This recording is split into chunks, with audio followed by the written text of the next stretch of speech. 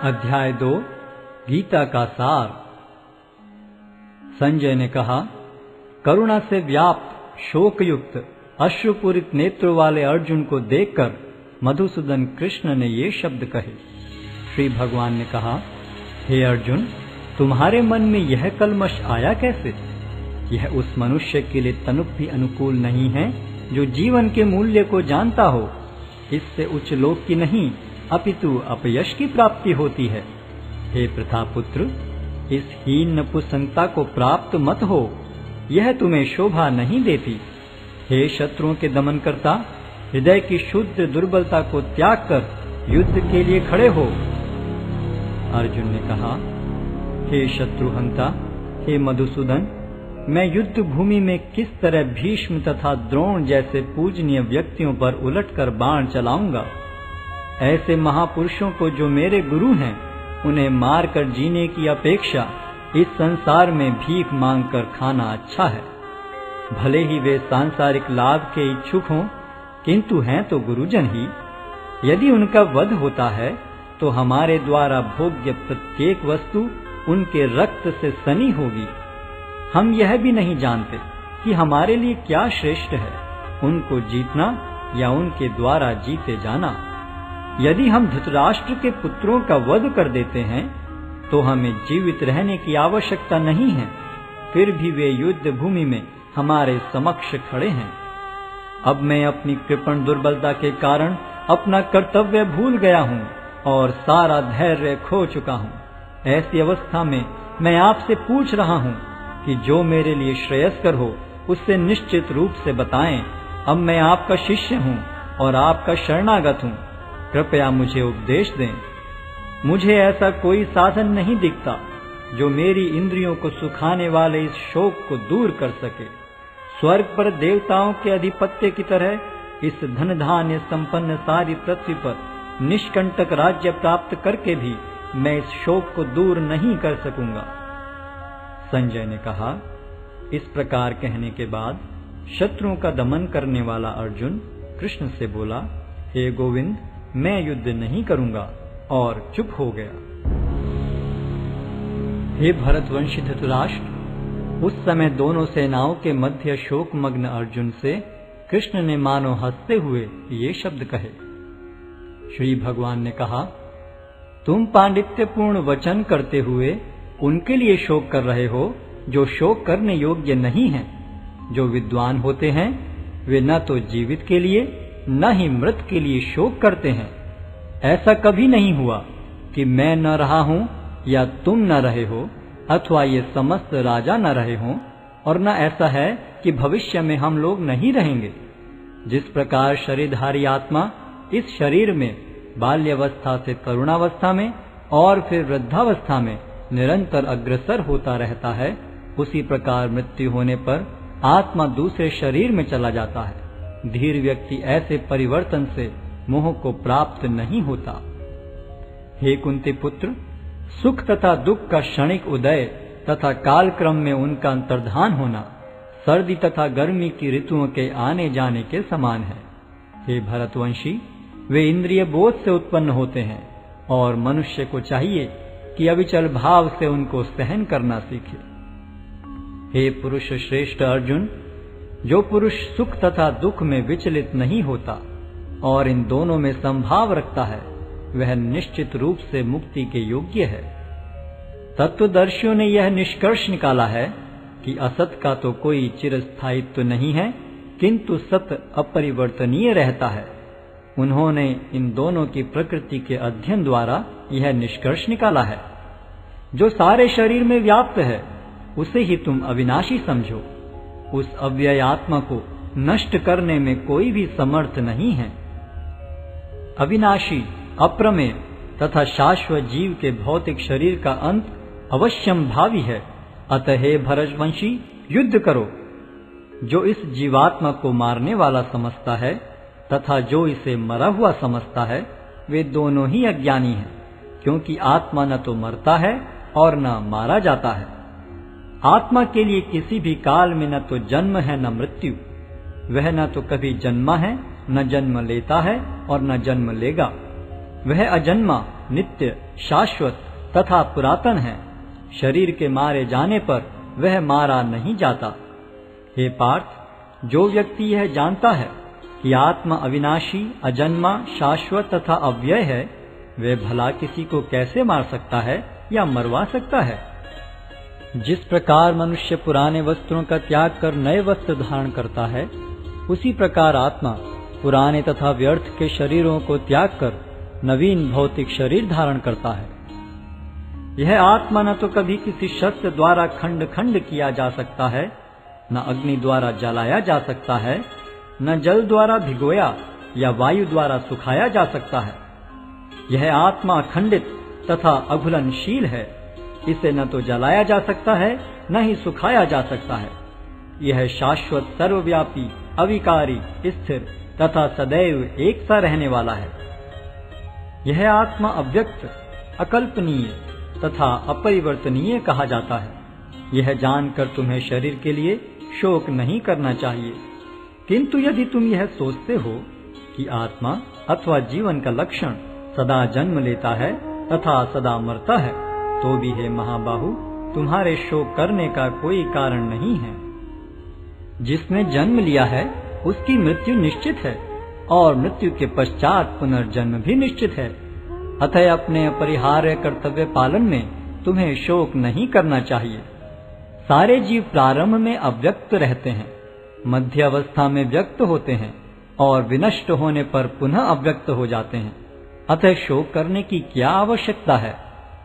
कोई आत्मा को आश्चर्य से देखता है, कोई इसे आश्चर्य की तरह बताता है तथा कोई इसे आश्चर्य की तरह सुनता है, किंतु कोई कोई इसके विषय में सुनकर भी कुछ नहीं समझ पाते।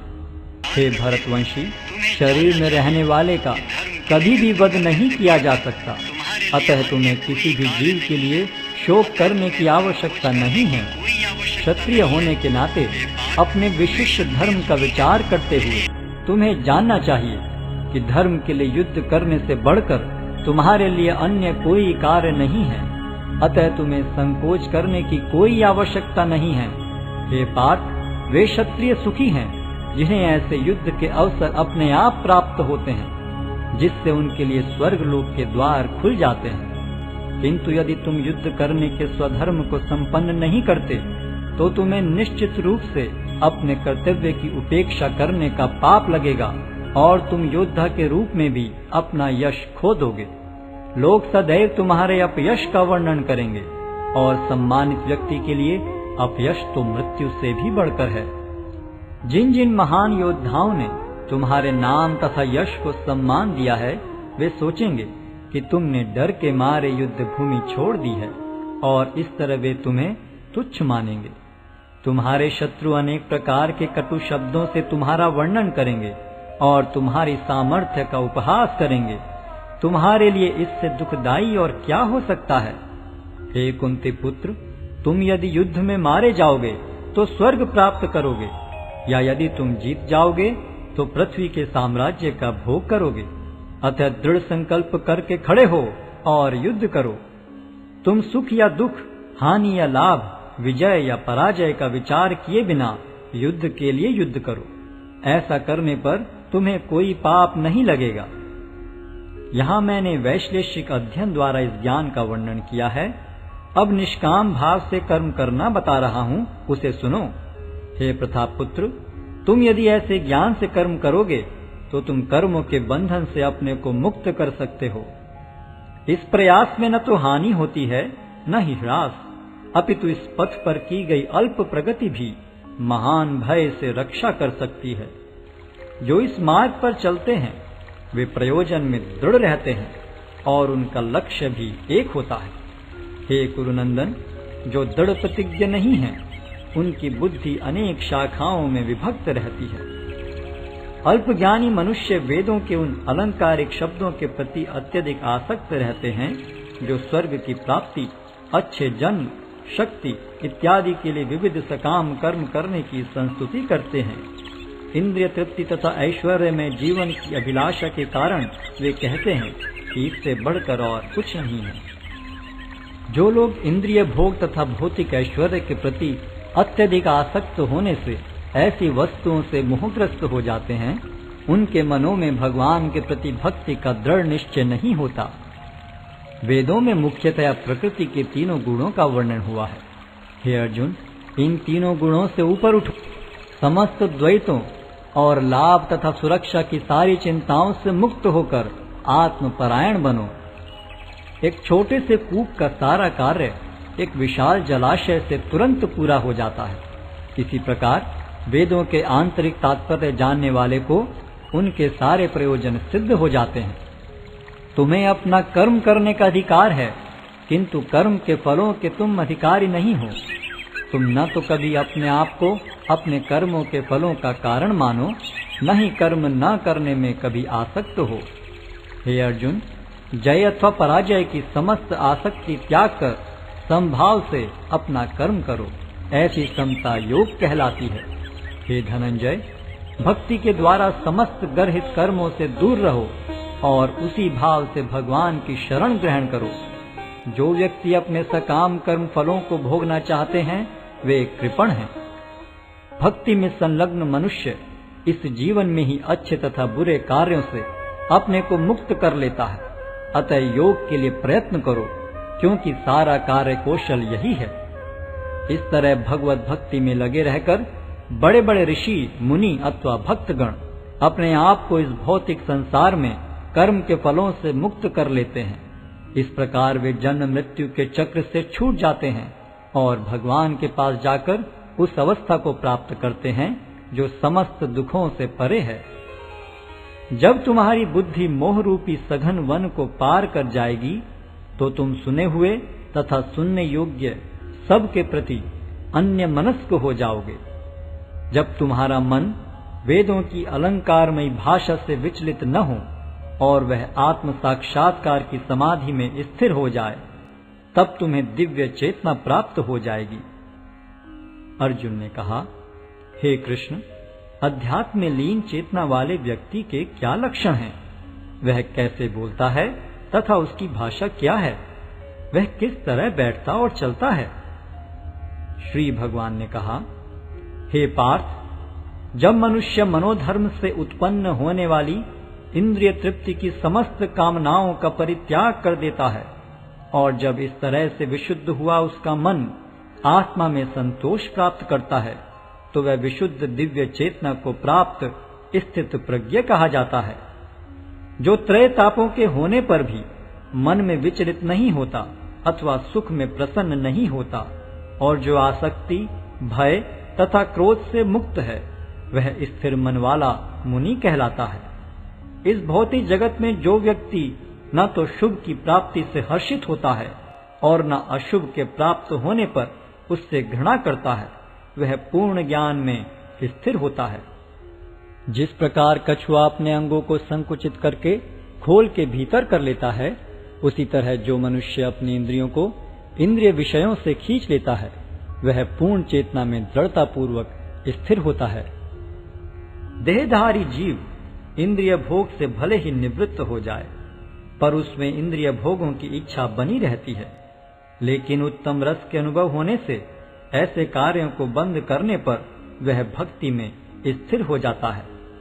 हे अर्जुन, इंद्रियां इतनी प्रबल तथा वेगवान हैं कि वे उस विवेकी पुरुष के मन को भी बलपूर्वक हर लेती हैं जो उन्हें वश में करने का प्रयत्न करता है।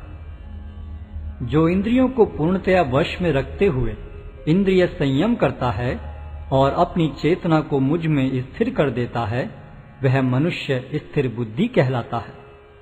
इंद्रिय विषयों का चिंतन करते हुए मनुष्य की उनमें आसक्ति उत्पन्न हो जाती है और ऐसी आसक्ति से काम उत्पन्न होता है और फिर काम से क्रोध प्रकट होता है। क्रोध से पूर्ण मोह उत्पन्न होता है और मोह से स्मरण शक्ति का विभ्रम हो जाता है। जब स्मरण शक्ति भ्रमित हो जाती है तो बुद्धि नष्ट हो जाती है और बुद्धि नष्ट होने पर मनुष्य भवकूप में पुनः गिर जाता है। किंतु समस्त राग तथा द्वेष से मुक्त एवं अपनी इंद्रियों को संयम द्वारा वश में करने में समर्थ व्यक्ति भगवान की पूर्ण कृपा प्राप्त कर सकता है। इस प्रकार से कृष्ण भावनामृत में तुष्ट व्यक्ति के लिए संसार के तीनों ताप नष्ट हो जाते हैं और ऐसी तुष्ट चेतना होने पर उसकी बुद्धि शीघ्र ही स्थिर हो जाती है।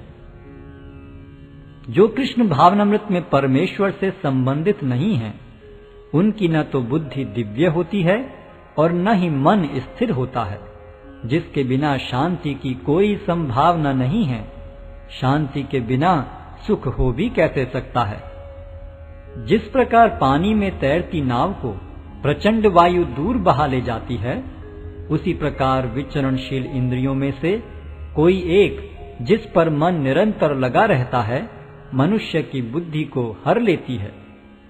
अतः हे महाबाहु, जिस पुरुष की इंद्रियां अपने अपने विषयों से सब प्रकार से विरत होकर उसके वश में है, उसी की बुद्धि निस्संदेह स्थिर है। जो सब जीवों के लिए रात्रि है, वह आत्म संयमी के जागने का समय है, और जो समस्त जीवों के जागने का समय है, वह आत्मनिरीक्षक मुनि के लिए रात्रि है। जो पुरुष समुद्र में निरंतर प्रवेश करती रहने वाली नदियों के समान इच्छाओं के निरंतर प्रवाह से विचलित नहीं होता और जो सदैव स्थिर रहता है, वही शांति प्राप्त कर सकता है, वह नहीं जो ऐसी इच्छाओं को तुष्ट करने की चेष्टा करता हो। जिस व्यक्ति ने इंद्रिय तृप्ति की समस्त इच्छाओं का परित्याग कर दिया है, जो इच्छाओं से रहित रहता है और जिसने सारी ममता त्याग दी है तथा अहंकार से रहित है, वही वास्तविक शांति को प्राप्त कर सकता है। यह आध्यात्मिक तथा ईश्वरीय जीवन का पथ है, जिसे प्राप्त करके मनुष्य मोहित नहीं होता। यदि कोई जीवन के अंतिम समय में भी इस तरह स्थित हो, तो वह भगवत धाम में प्रवेश कर सकता है।